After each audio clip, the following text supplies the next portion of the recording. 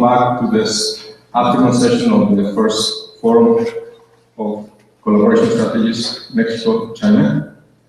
It's a pleasure to have you back and well refreshed and well eaten. Thank you very much to the Mexican Conference for a wonderful lunch. And it's a great pleasure and an honor to introduce Dr. Julia Tagüeña, that is going to give us a very short introduction about the CONACYT. Julia is the Deputy Director General of Scientific Development at the Mexican National Council of Science and Technology, most well known as CONACYT in Mexico. Thank you very much, Julia.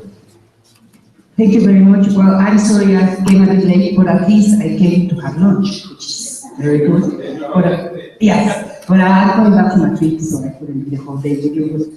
Let me just give an historical fact. Jose Luis Morán López, who is here, the president of the Academy, is the first Mexican that organized a nanoscience and nanotechnology meeting in San Luis Potosí, you remember? Long time ago, when we started realizing how important the subject was, he made a meeting with all the scientists involved, and this group has evolved. Well, many of them are here, not all of them, because there is a very big network of people working in nano. CONACYT has a program of scientific networks, and one of the most important networks is on nano. So it has its website, and you can find there all the people working in this subject in Mexico, which are, at the moment, I think, is a very important critical mass. So Antonio asked me to introduce CONACYT, so I cheated and I brought a video. This video was exactly prepared for occasions like this. It's prepared in English. It has been very much used in all the meetings that CONACYT has with our foreign counterparts, and that's what I'm going to show you. And besides that, I brought one of my colleagues, Diana, to speak Chinese. So with the video and Diana to speak Chinese, I think I'm covering everything. Okay, so please, the video.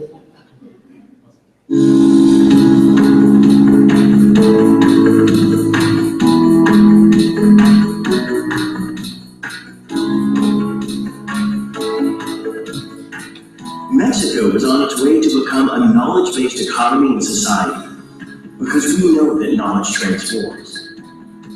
Bienvenidos al Consejo Nacional de Ciencia y Tecnología, CONACYT. En el siguiente recorrido, compartiremos con ustedes la fuerza transformadora de la ciencia, la tecnología y la innovación en México.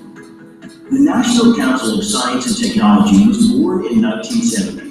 CONACYT, due to its acronym in Spanish, is the federal agency in charge of implementing public policies regarding science, technology, and innovation. It also finances the activities concerning scientific, technological, and innovation research in Mexico.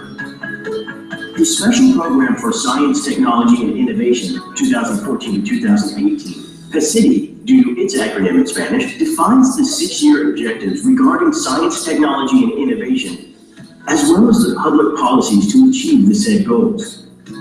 This program endeavors to establish scientific knowledge and innovation as the backbone of sustained economic and social advancement. In order to fulfill its goals, CONACYT bases its activities on 3 major cornerstones. First, human capital formation. Second, scientific research. And third, technological development and innovation. Regarding human capital formation, CONACYT has several instruments such as the National Program of Quality Graduate Studies, the Domestic and Foreign Scholarships Program, postdoctoral residencies, among others, as well as in the technical areas, fellowship exchange programs with some of the most prestigious universities worldwide. CONACYT has important programs and support policies to promote and strengthen the development of basic and applied scientific research, thus fostering and boosting academic development. These programs and policies also contribute to the productivity, the competitiveness, and to the economic and social growth of the country. Among the main programs, we have the National System of Researchers, CONACYT Fellowships, Thematic Networks, postdoctoral residencies, and the financial support for research projects and the strengthening of scientific infrastructure. Concerning technological development and innovation, CONACYT offers incentives for the private sector to participate in research and development activities, thus fostering the creation of new products, designs, processes, services, methods, or organizations. Said incentives can also add value to extant products, designs, etc. One of the most important tools that support the company's ability to innovate is the Program of Incentives for Innovation, PAY, due to its acronym in Spanish. Through the support for technological development and innovation, we generate competitive advantages in companies, enhancing its productivity. Said support has an impact on the economy, bolstering a sustainable economic growth. Infrastructure makes up one of the main elements of the Mexican technological and scientific policy. The CONACYT system has a network of 27 research centers strategically located throughout the national territory. The system of CONACYT centers represents one of the most important cornerstones of the national system of scientific research and technological development of the country. In these centers, important basic and applied research and technological and innovation activities are carried out, supported by consolidated laboratories and R&D infrastructure of the highest standard. More than 25,000 experts work at said centers. Many of these experts belong to the national system of researchers. They develop important scientific and technological activities in different thematic networks that include colleagues from all over the world. These expert researchers publish their findings in internationally acknowledged journals. Through the years, international cooperation has been a key element to connect Mexican scientists and technologists to their colleagues in all the fields of knowledge, fostering the setting of specialized networks for collaborative work among all the countries involved. CONACYT has defined a strategic plan for international cooperation involving countries from different regions all over the world. CONACYT offers its support so that Mexican scientists and technologists can develop joint projects along with their international partners. As outstanding examples of this international collaborative work, we can mention the LMT, Large Millimeter Telescope. The Large Millimeter Telescope, Alfonso Serrano, is a 50-meter diameter millimeter wave radio telescope.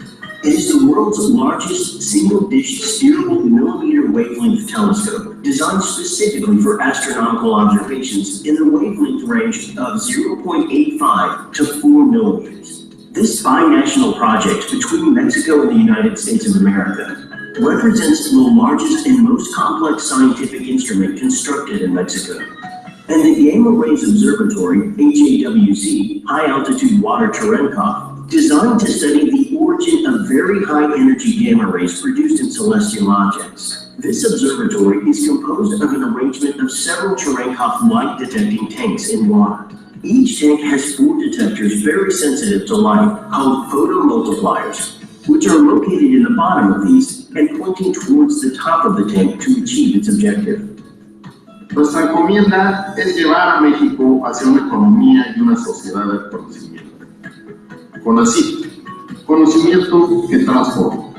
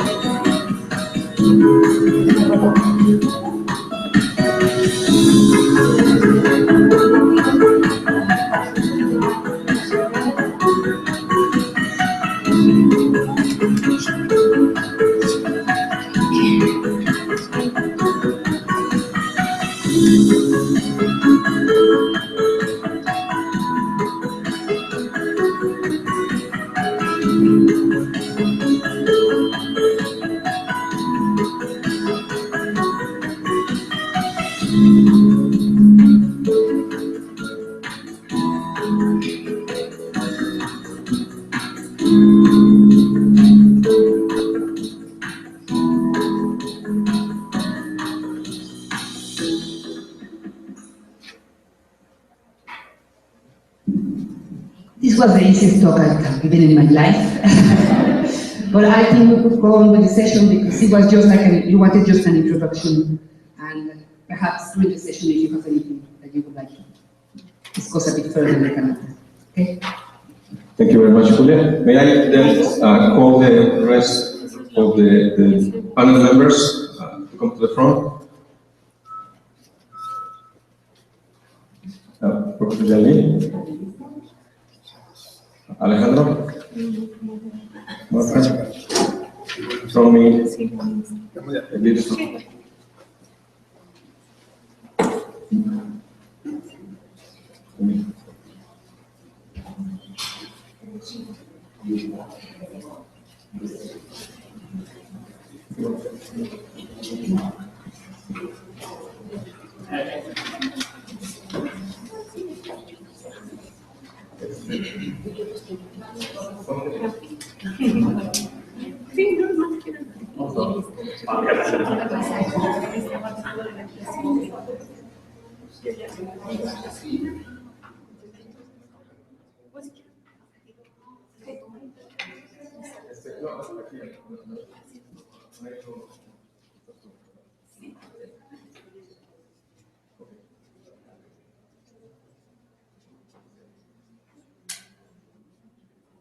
Okay, thank you very much. And since we are in a need to recover some time, I'm going to first start by asking our panel members to introduce themselves, since some were not here this morning, so at least we can recognize each one. Good afternoon, everyone. Thanks for the invitation. Thanks to everyone. I'm Dr. Alejandro Velázquez. I work for the International Office of Cooperation, representing UNA. Hello, good afternoon. It is also a pleasure for me to be here today, and I recognize some of our good friends that yesterday we had the privilege of receiving them at Syndesat. I am the international coordinator, the coordinator of international relations at Syndesat, the Center for Research and Advanced Studies in Mexico.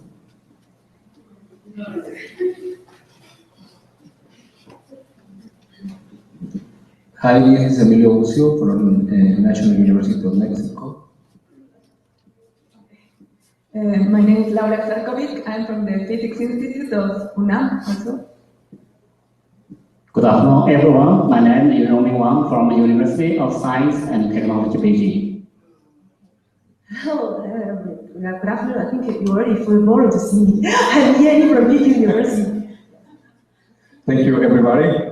Thank you for being here with us.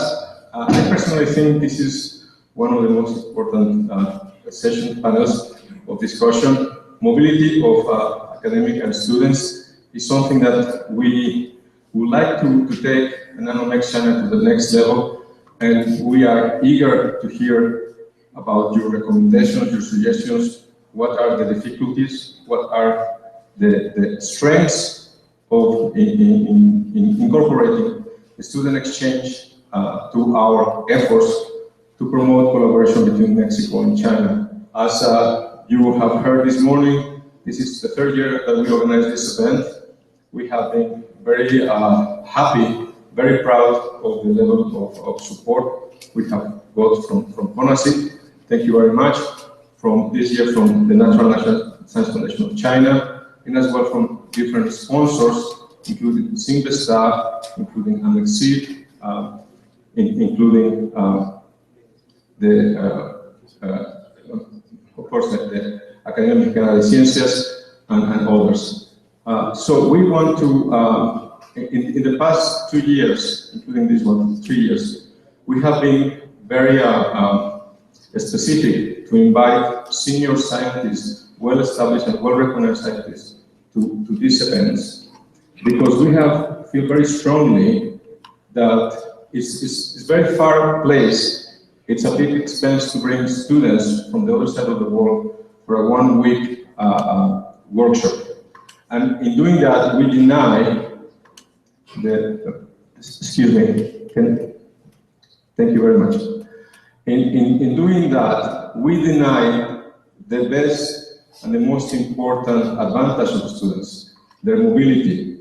asking a senior person to go to a different country for 3 months or 6 months is very difficult, but students are very dynamic persons. They have a lot of energy.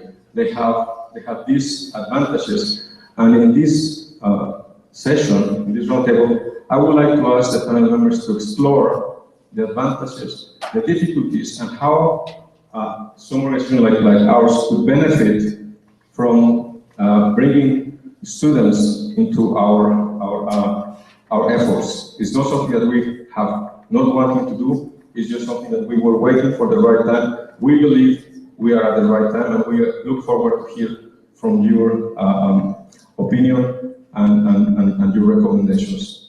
And the table is a bit informal. If somebody wants to start, please let me know, or if we have a volunteer. Thank you very much. Thank you. My experience with the PhD students,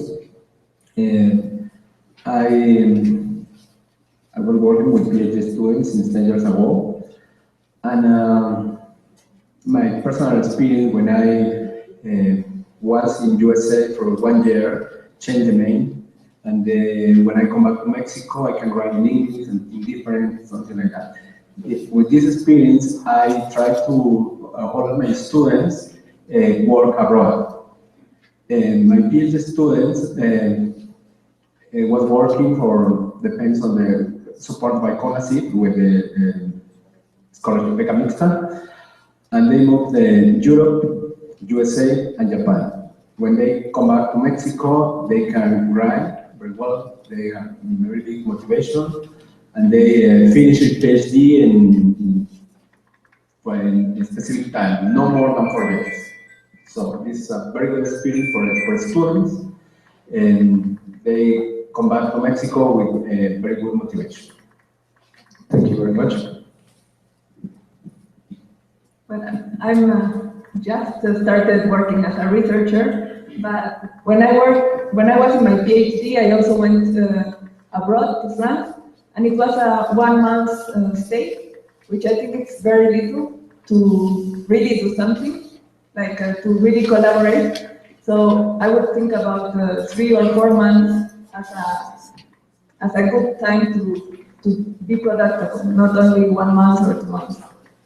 And also I know Facultad de Ciencias, Science Faculty in UNAM has already a program of mobility with some Chinese universities. So that can be also a good beginning step to do this collaboration. I think student exchange is very important because the students are the main body for academic innovation.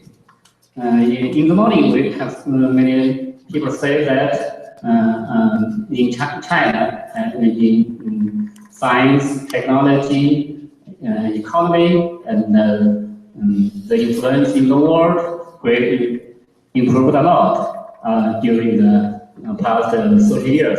I think one of the most important reasons is that about 20 to 30 years ago, China sent tens to hundreds of thousands students to the United States, to Europe, to some other developed countries, and then some of them come back, something like Yanni, Zheni, they come back to China, and they are leaders in science and technology and other departments. So because of the exchange of students, it increases the poor country. So I think about 10 years ago, something changed in China. Before, we only export students to outside. Now, we have a balance between import and export. So now many more and more students from other countries, something like Asia, Africa, came to China and to learn something. So and in the universities, internationality becomes very important. For example, the last year, the 65 and 93 of USCB, our university nominated this year as an international year of our university. It means that in our university, we have focused internationally as the first important thing to consider.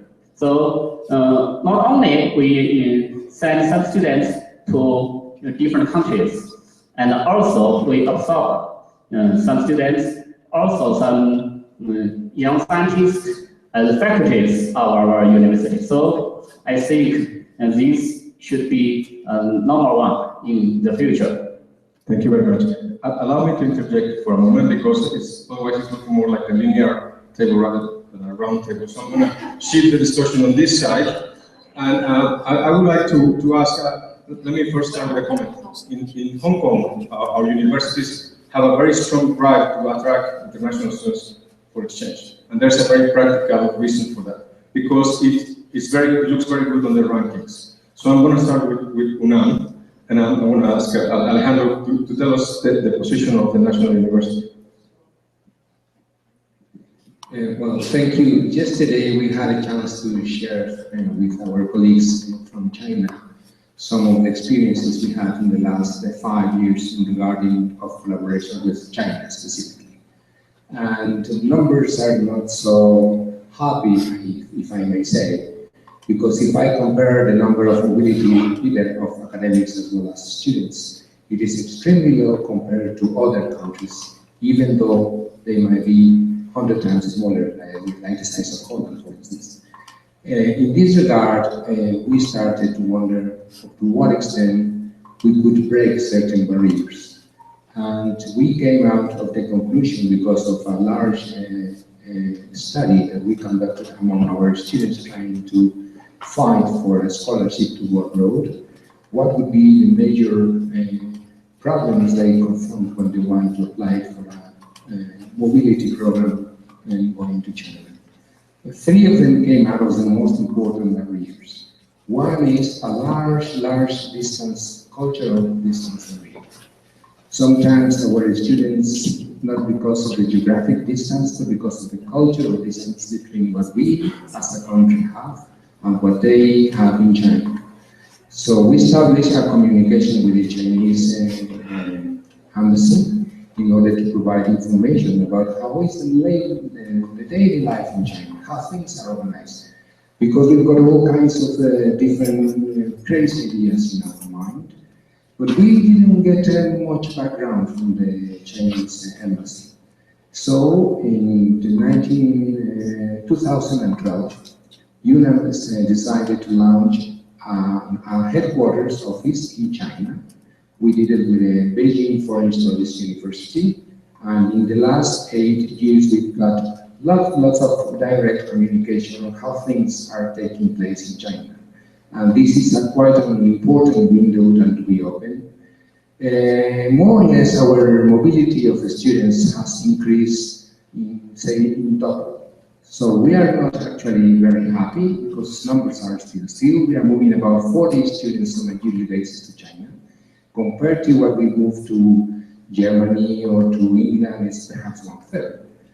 The second important barrier was language. Of course, although our students are eager and happy and active, to learn Chinese is not as simple as just learning a Roman or Anglo-Saxon language, to whom we are much more familiar. We disregard that there are many options of studying in English in China. But even though we try to promote the opportunities of studying English in China, it implies as well certain effort to get our mind more open in terms of getting to know a little bit more of the language. Language is, of course, part of the culture, but it's a very specific issue. The third and most important problem that we came across was the kind of tradition of what our students are applying to. Because they come and they hear their counterparts, their classmates saying, "I had a wonderful experience in Portugal, I had a wonderful experience in Spain." But they hardly ever hear someone coming from China because their numbers are few. What we are doing at this moment, and because of the relevance of China, We are trying to not targeting a one mobility student. The effort of moving one student is extremely large. Phones, calls, diffusion, etc.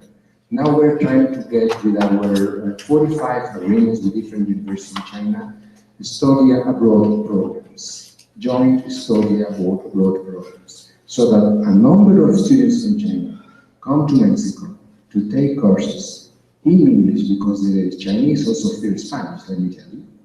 And we teach them in English our courses, but our students, they are also enrolled in those programs, and by the end of those courses, they feel tempted to go to China. We are launching this for the first time next year. We are announcing them by now, and we hope that by this way, our numbers would double again, but now not in 5 years, but in 2 years' time. This is pretty much our experience so far. I could talk about academics or scholars perhaps later. Perhaps I can also need to answer to this. Yes, I think, yeah, it's true, because the geographical distance and also cultural distance is not easy to start the exchange with students.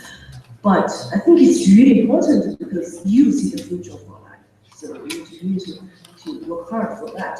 I think it is really not easy to start with, for example, the undergraduate students. But at least for the graduate students, there is some way to make it better. For example, if the two professors already build the collaboration, so they already know each other, then they have a larger chance to go to China. After some students begin to go there, to know something real about China, then they can tell their peers. So those young people will begin to, I think there are more and more people come to China. And see, the second thing is, we do have the scholarship to accept students abroad. So if any Mexican students would like to apply for some scholarship to go abroad, to go to China, both our government and our university do offer such kind of scholarship. That's the thing. And also, about this courses issue, language issue. First, at least in all university, many undergraduate courses and graduate courses are taught in English, fully in English, no Chinese at all. And also, we have some successful experience. For example, with Stanford, every summer we have we have a very short summer semester. In this semester, we offer some courses. These courses fully teach in English, and the Stanford students and university students take the same course. They are classmates in this class. They become friends. They interact a lot. They feel very happy to do that way. See, I think that's it. Thank you very much. Yeah, if I may.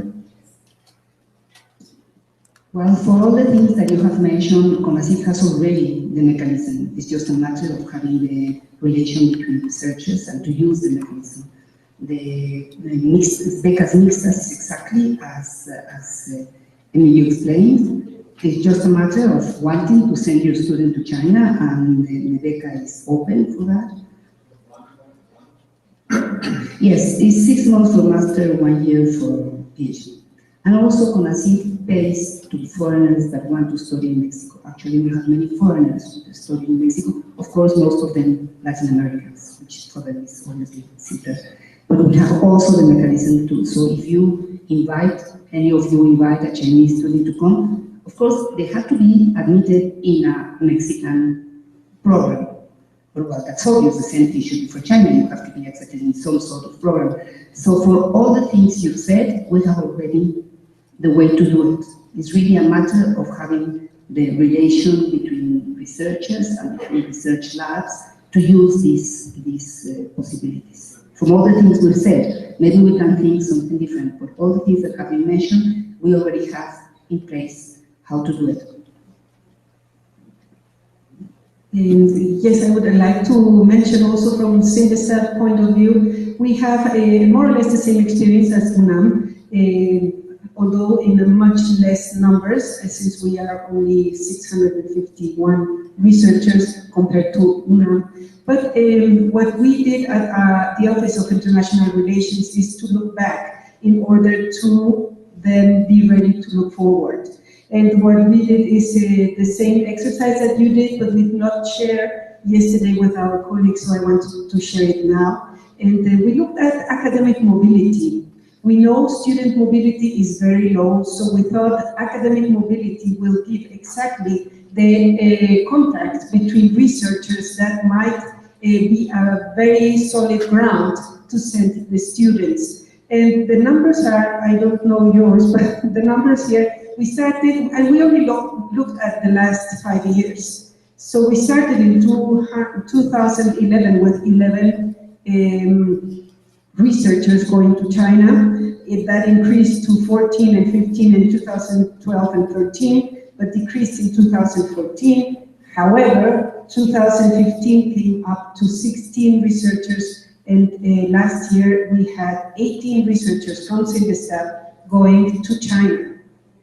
Then we looked at the different agreements that we have signed with Chinese organizations, and we were sorry to find out that we had only 2 signed, and that they expired, one of them, the second one, this year.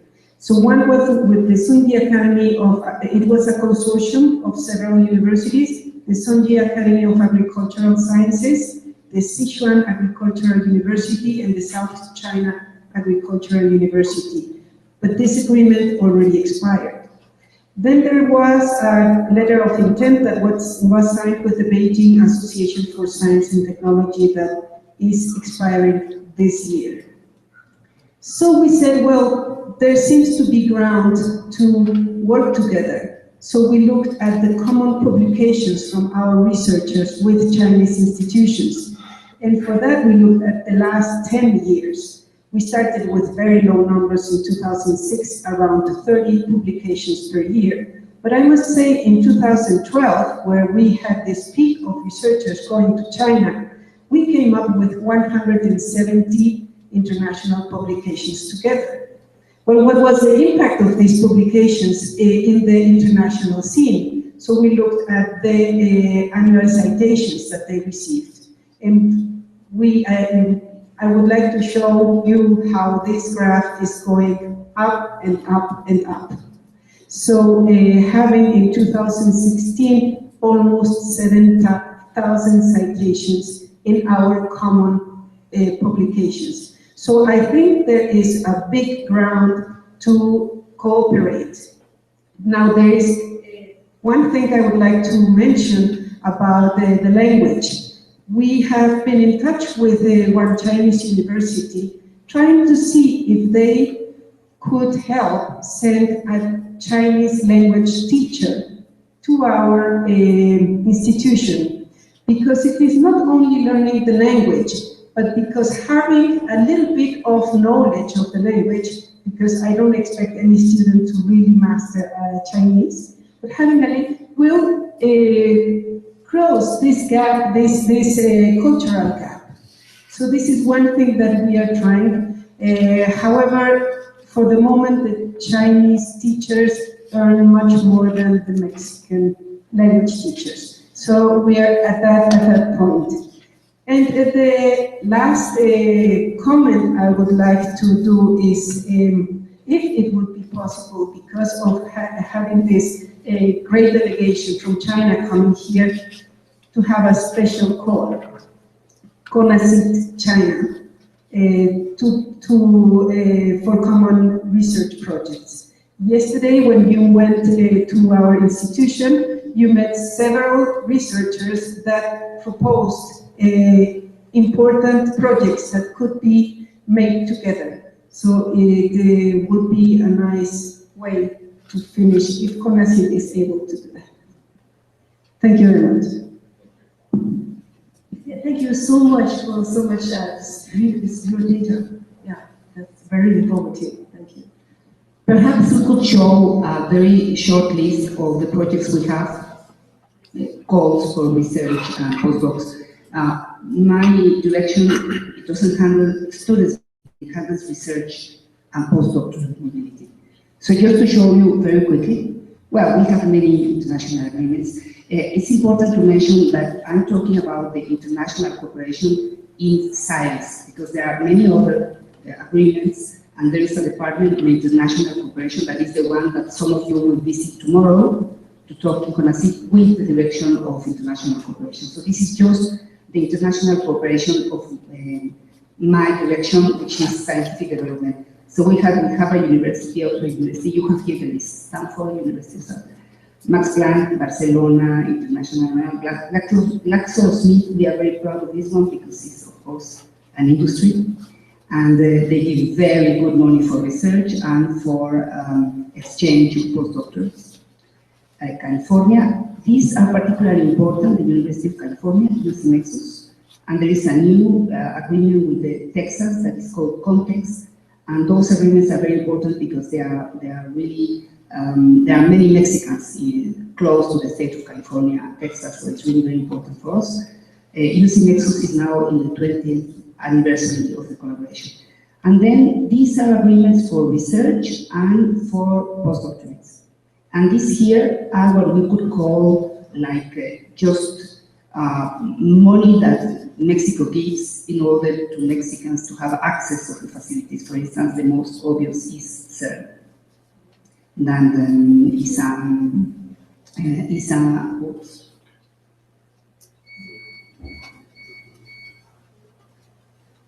Well, it doesn't matter. I think it's enough. I just wanted to show you there is a list of possible agreements. Mexico is part of very big research projects around the world, such as CERN and some others. So we are involved in this. Because it's important to mention that CONACYT represents the whole country. Whatever call CONACYT launches is for every university, is for every state. We can have as a counterpart a university, but we represent all the universities in Mexico. In all these agreements that I have shown to you, in all there is a one-to-one participation. So there is no possibility of a Mexican call without Chinese money in the call. In all the calls we go one-to-one, even in the European Commission, that we used to be recipients, we are not recipients anymore, because we have changed our status, and we have to put exactly the same money as Europe puts. The good thing about putting money is that it also allows you to put your priorities and to say what you want. Because if you are just recipients of a call, then what you have to accept whatever the call is saying. That is never happens in Mexico now. We have to pay for it, and we are paying for it. So all our calls are 50-50. All these ones that I mentioned, the new one in the University of Texas, we put exactly the same amount of money. So of course there is a possibility of collaboration with another country, but it has to be on those levels. It has to be, we will not just pay for research on the business. It has to be one-to-one. Thank you very much.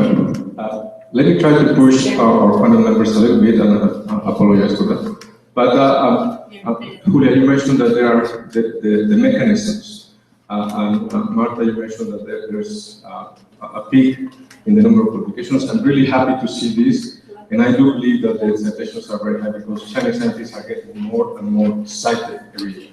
And they're very good at that. They're very good at doing research, and they're very good at publishing the research. But I still want to emphasize about the main reason why we started this organization. As I mentioned this morning, there are 2 universities in the US that have more collaboration in nano than the whole country of Mexico. We heard yesterday from the UNAM international collaboration that joint publications between China and UNAM actually has a negative growth. So when the mechanisms are there but are underutilized, or they are not systematically utilized to promote this, what can we do? I'm going to put one third example. We heard from the former president of the Mexican Academy of Sciences about these scholarships proposal from the TWAS that are systematically underutilized to the point that the allowance of these scholarships was cut from, if I remember, 50 to 30, something you might remember. So the question is, how can we think of a way to systematically utilize these existing mechanisms, or what can we do to create new ones, to create new opportunities that will help us to jumpstart this collaboration in a systematic as a team effort that will conglomerate universities from both sides of these countries. We heard this morning from the Chinese ambassador that the history of the relationship between Mexico and China is at the best level in recent history. So this is an open question for all the panel members. Perhaps, Julia, I can ask you to make your comments first. Well, I think that you are doing the right thing. You are putting together researchers from Mexico and researchers from China. And you know, research cannot be imposed. It has to come from the community. It has to be really bottom-up. So once that you are working together, once that you have all these linkages created, then you can look for the mechanisms to make them work. And we are certainly open to advise to any of you that has this, wants to collaborate with China and to use whatever we have. Now, to have a call between Mexico and China is like a different level. It's a level, really it's a country level. It's a government's decision. For instance, we have an incredible relation with the UK, where a lot of money is being put by UK, because there was a dual year between UK and Mexico. So maybe that's a decision that is taken as a country, you know? So after this collaboration, all this Newton Fund has given a lot of support to Mexico, and because UK has a very aggressive program of collaborating with the rest of the world, especially after Brexit. They don't want to be left out. So they come, they bring all these possibilities, and of course they ask for the same money in return, because now everybody asks. So to use what we have in mechanisms, I think is very well what you are doing. It's bottom-up, it's to create links and to have a program, a project that is working. To have this big collaboration between Mexico and China is a decision that is really in the highest level. And I'm sure that China is looking forward to it, and Mexico as well. It is something that is not something that we can decide here. We can discuss it, but it's something really out of this. While the other way, which is the bottom-up way, that is something that you can get from this meeting and feel that it has been a success. Can I perhaps say that we can sign a petition? I'm sure Professor John Lee will be one of the first ones that will help us to sign a petition to the President for a national level joint collaboration initiative between Mexico and China. Thank you very much, Dr. John Lee. So, my dear Mexican friends, I just because previously I never been Mexican. I have all experience with Mexican people is Mauricio. You will tell us Mauricio first. He's a Mexican, right? We are friends. This is all experience. Technically, so, but this visit made me really understand more, just curious more about Mexico service, Mexican people. I'm really very impressed and moved by the hospitality from you. And also, just, I heard that what Julia said. I just feel very agree with you. What you mentioned is that we need to put equal to make everything possible by to get what we ourselves want, right? In this sense, I think China has really common sense with Mexico, because we are both developing countries. So in many aspects, we have similar interests, similar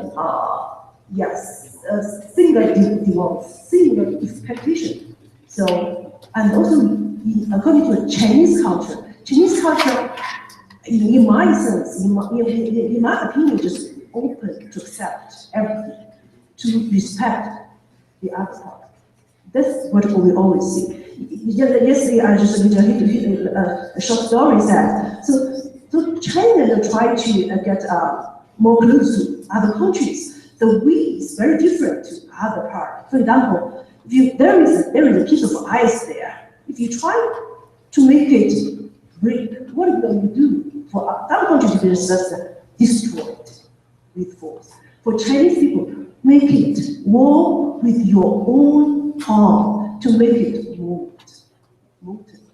so soft, acceptable, just open to accept the outside. And also during this lunchtime, we discussed about Hong Kong. He said, where Antonio worked. You know, so as I think a professor said, okay, she doesn't notice that Hong Kong belongs to China, because Hong Kong is totally different system. Yeah, but it's China. It's two different kind of policies. Press the water together. This is China. Okay, I said.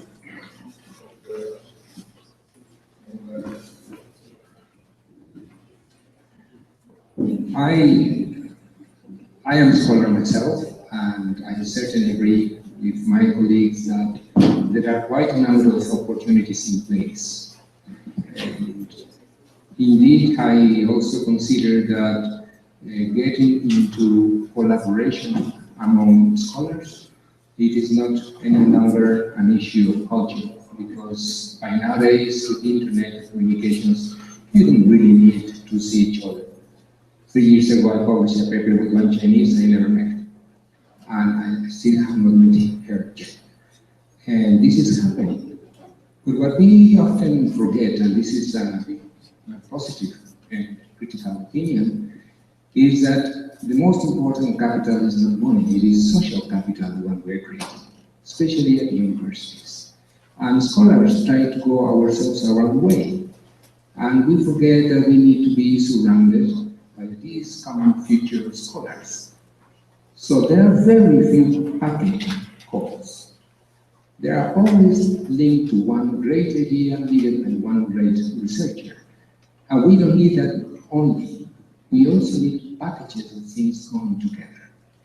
That's something we are missing. We really need to think about proposals in both countries in which the most important factor is how do we build social capital in order to get together cultures and development in the long term.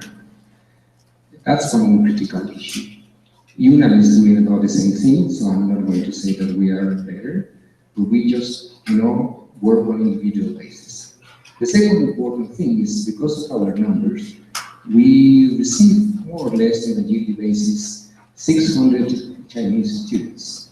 And out of the 600, about 500 come to study Mexican culture, humanities, and social science.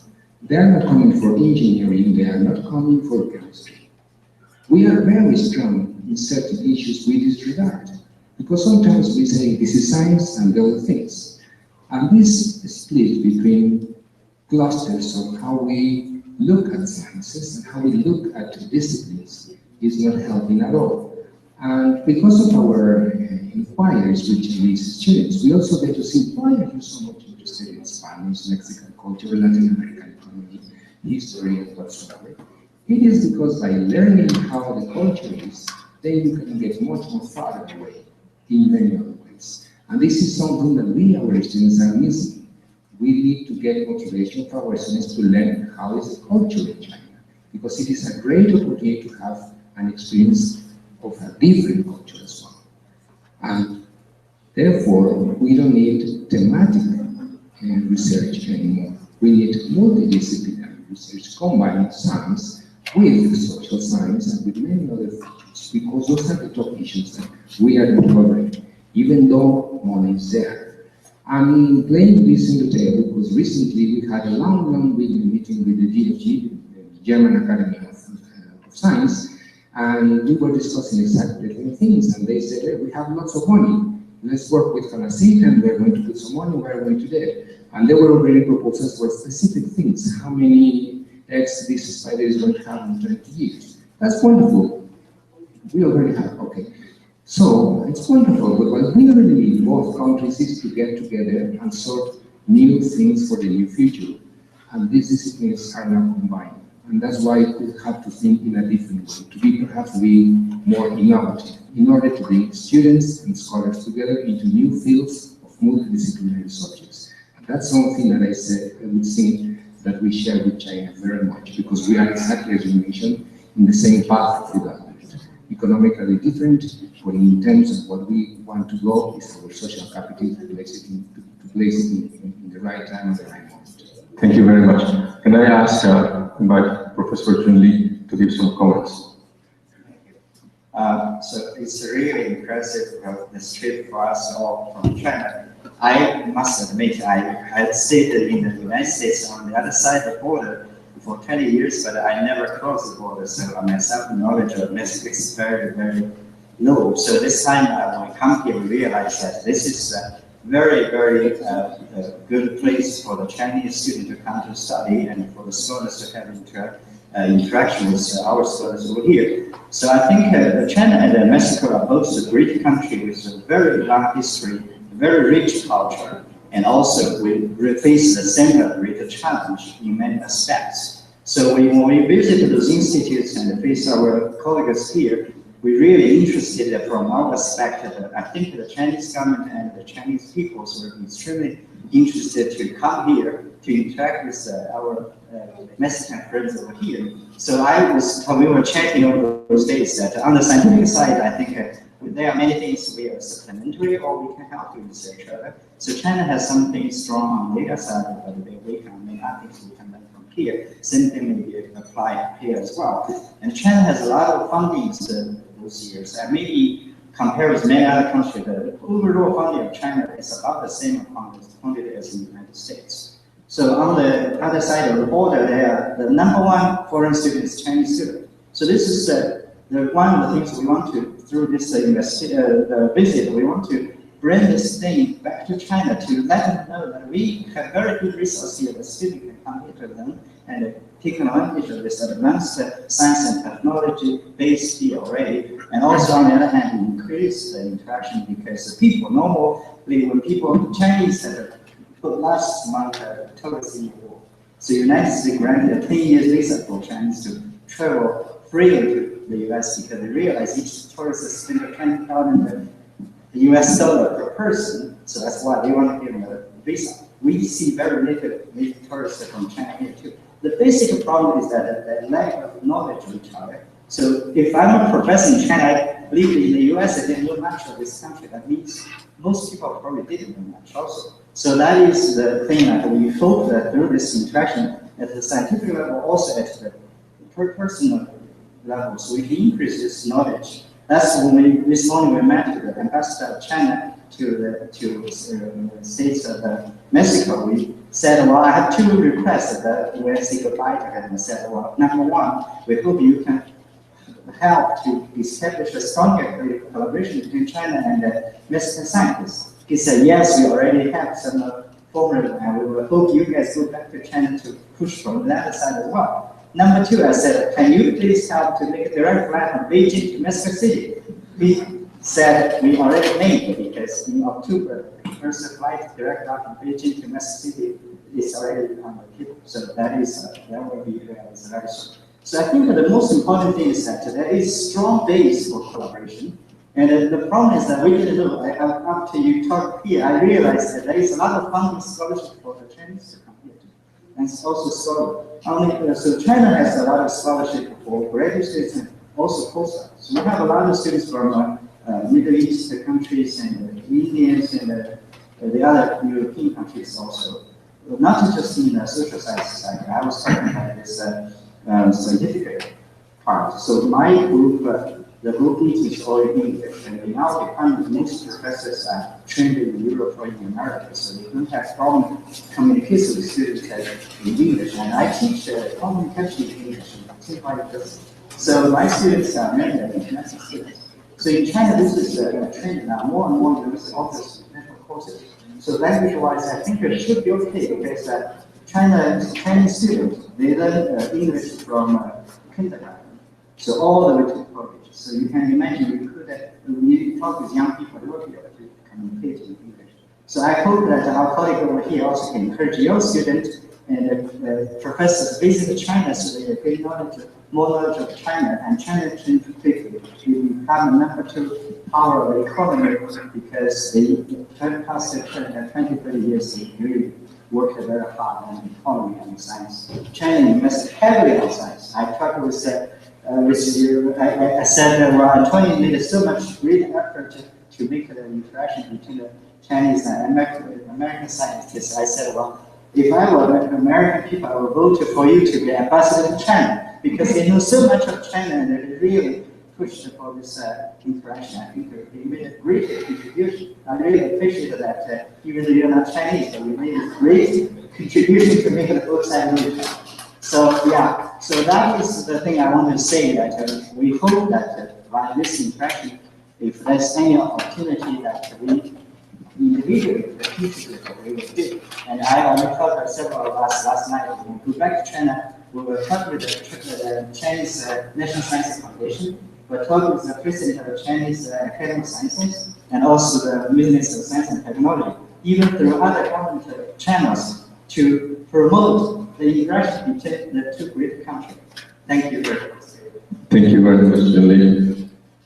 Okay, thank you very much. We are running out of time, but I want to share that I talked to our Chinese friends and colleagues about the possibility to include student exchange in the next NANOMXCN event. And I heard something that I was not expecting to be honest. There were some problems, some concerns, and I would like to ask my colleagues here in France to bend this and to see what would be your opinion now after three days visiting Mexico, talking to your Mexican colleagues. And the question is this: shall we propose to have a workshop where we will request funding for student exchange? Let's say 10 students from Mexico and 10 students from China that will participate in a 6 to 9 months student exchange, during which period, at the end of this period, we will have the next NANOMXCN event with the involvement of students that have a deep knowledge of the research that is being done in your institutions or in your colleagues' institutions. If the answer is yes, why? And if there are some problems, what will be the things that we need to address to make this happening and to make this a productive experience? And I would like to share, because it was mentioned that the needs and the objectives of established professors and young faculty might be very different. So I would like to hear the opinion from all of you. I don't know, from my Chinese colleagues who would like to start. I have only one suggestion for our this interaction. Next time, we hope we can meet students. We can give lectures or discuss with students. It's important to let them know China. Also, when you come to China, we also would like to invite you to give lectures to our students. Then we can know more about through people about the country. Thank you very much. We were talking if there's any major concerns. I think there isn't.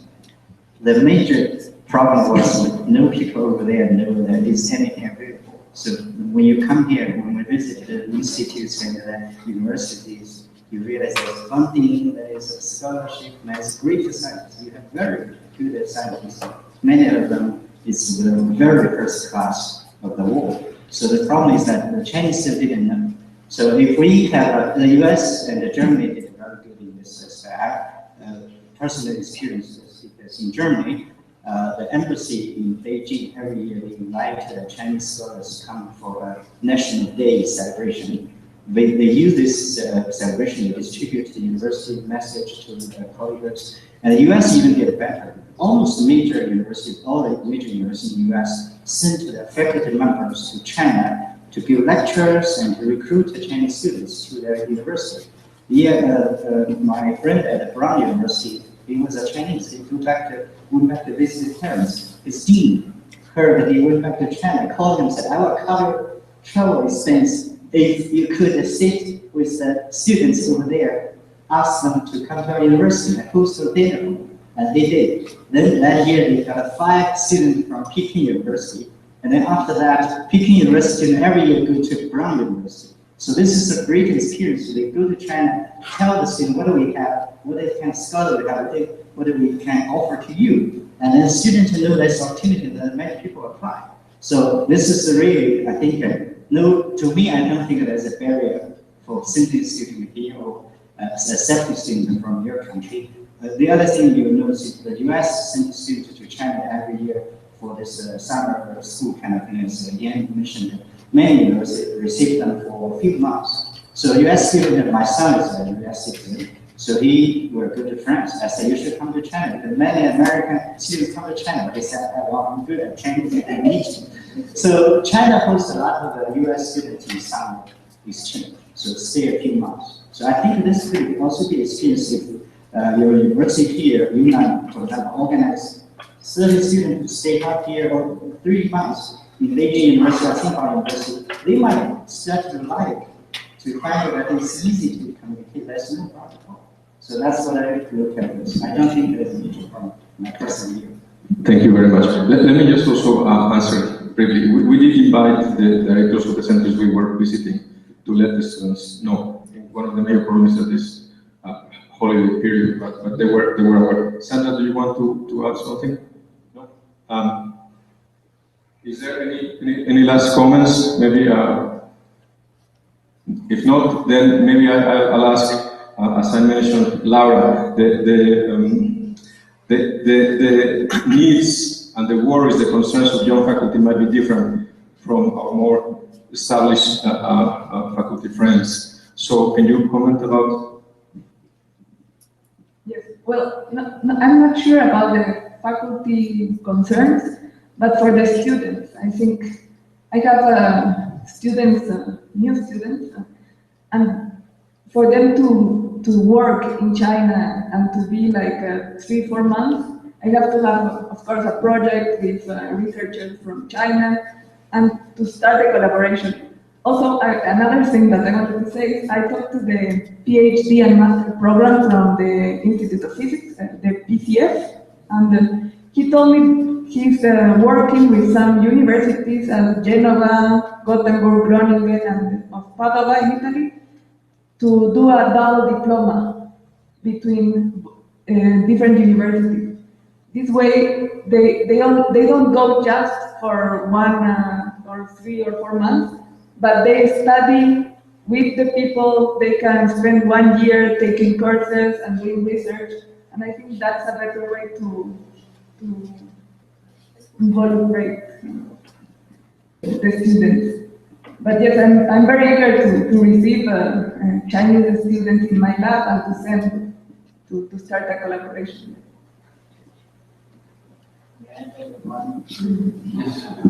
So it's possible because Tsinghua University established a joint campus in Seattle with the University of Washington. So the students in that campus will stay on both sides in Beijing and in Seattle. They receive 2 degrees on the diploma. So that is very legally possible. So that's what I want to add.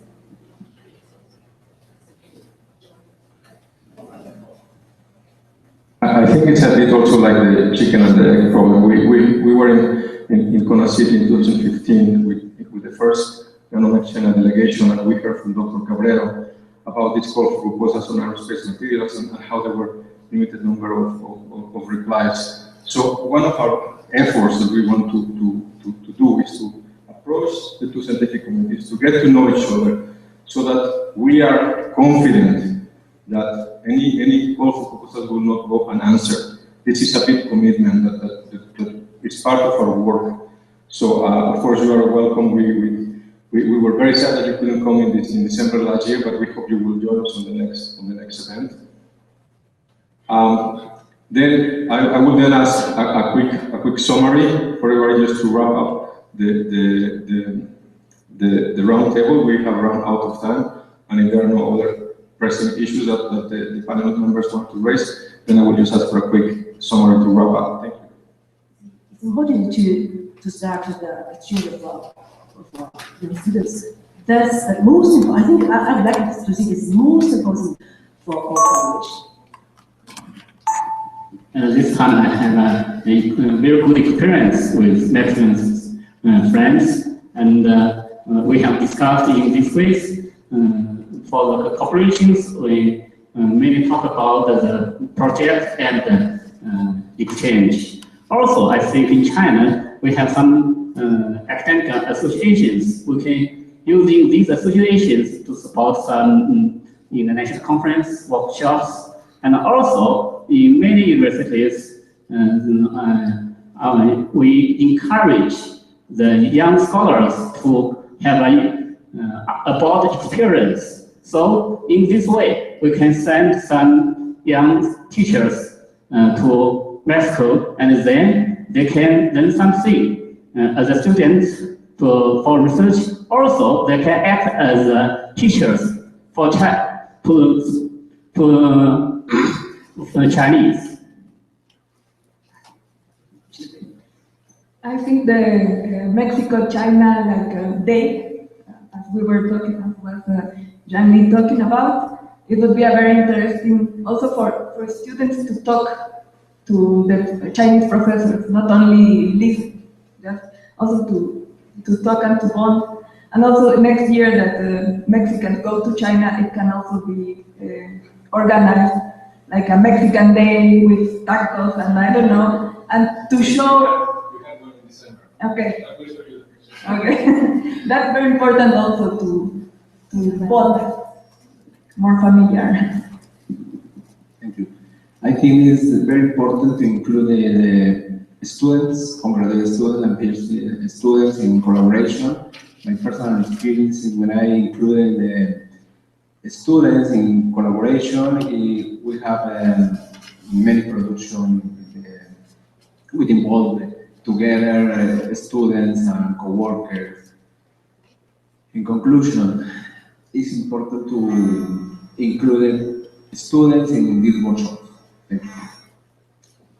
Well, just to congratulate you all, I think that these sort of meetings are really important. I'm so happy that it's happening in the Academy of Science, which is really the right place to get together and discuss about science and technology and innovation. So many congratulations to all of you. I think this is the way to go. Collaborating will give us a better world. There is no doubt of that. So we are looking forward to the visit of the Chinese delegation tomorrow morning to Congress. Well, after everything has been said here, I just want to finish saying Simvestar is ready to continue and increase the already fruitful collaboration with China. First of all, thank you again for taking into account the first step of getting close to each other. I would certainly presume that it will be also a payback that the delegation from Mexico perhaps do the same and get an approach to the Chinese opportunities over there. And eventually, in the name of UNAM, which is of course one single representation of the whole amount of opportunities that Mexico has to offer, we are very proud and very open to collaborate and to take as a major endeavor any action that you plan to receive, especially regarding this package of mobility of students and scholars together.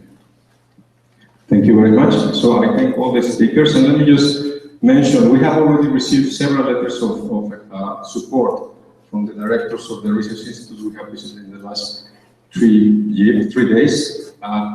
I am sure that if we ask our colleagues from Tsinghua University, from Peking University, would you support 5 students to join NANOMXCN after a 6-month research exchange in Mexico, or Tsinghua University, or USTB, or Shanxi University, or Shandong University, or UNAM, Simvestar? I think we can gather enough momentum. Maybe get 20, 30 students. I think it's possible. I have still a dream to bring 100 Mexican scientists to China, and I'm not done that. And I'm not backing up from that. I don't know if it's going to happen next year, but I can tell you it's going to happen at some point. Thank you very much for your help. Thank you very much for your support. I think we finished with a very happy atmosphere. And I'm going to ask for the photo section to start first with the women. Jan Lee has been very kind to be a member of our International Advisory Committee. We were searching for a female member of the committee. We're very happy to have you here. I think this is the right place to have a first group meeting of all the women in science that are present in this occasion. So I'm going to please ask the ladies to step in for the group picture, and then the rest of us can join. Thank you very much.